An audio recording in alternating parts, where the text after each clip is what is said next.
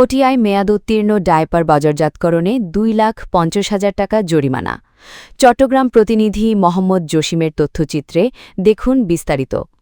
চট্টগ্রামের পটিয়ায় মেয়াদোত্তীর্ণ শিশুর ডায়পারের মেয়াদ পরিবর্তন করে বাজারজাত করার অভিযোগে একটি প্রতিষ্ঠানকে 2,50,000 টাকা জরিমানা করেছে জাতীয় ভোক্তা অধিকার সংরক্ষণ অধিদপ্তর।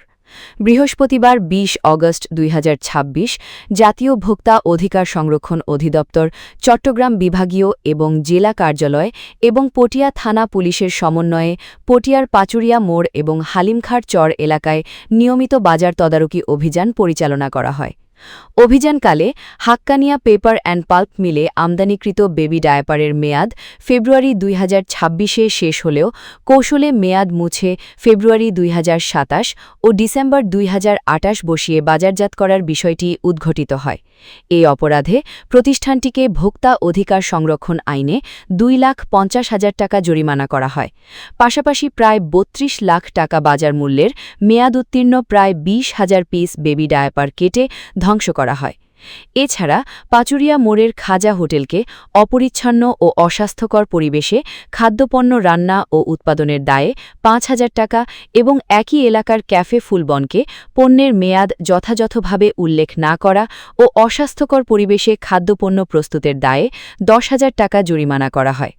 অভিযান পরিচালনা করেন জাতীয় ভোক্তা অধিকার সংরক্ষণ অধিদপ্তরের উপপরিচালক মোহাম্মদ ফয়জুল্লাহ এবং সহকারী পরিচালক মোহাম্মদ আনিসুর রহমান।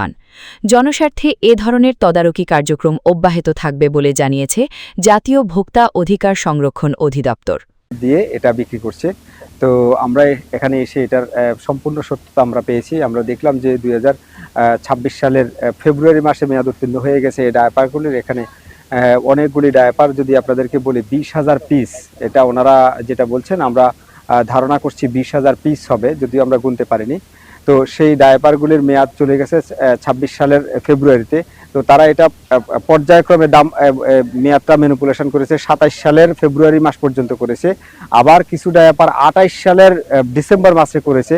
অর্থাৎ যতদিন এটা বিক্রি শেষ না হবে ততদিন তারা মেয়াদ বাড়াতে থাকবে, 28 সাল 29 সাল এভাবেই বোঝা যাচ্ছিল। তো আমরা তাদের সাথে আলোচনা করেছি, তারা এটা সত্যতা স্বীকার করেছে, তারা এটা অন্যায় করেছে। আর আমরা এই যে ডায়াপারগুলি আছে এগুলি আমরা ডেস্ট্রয় করে দিচ্ছি, এটা আর হবে না। আমরা এখানে তাদেরকে সতর্কতামূলক 2.5 লক্ষ টাকা অর্থদণ্ড করেছি। আর ভবিষ্যতে আমরা তাদের এটা তদারকিও রাখবো।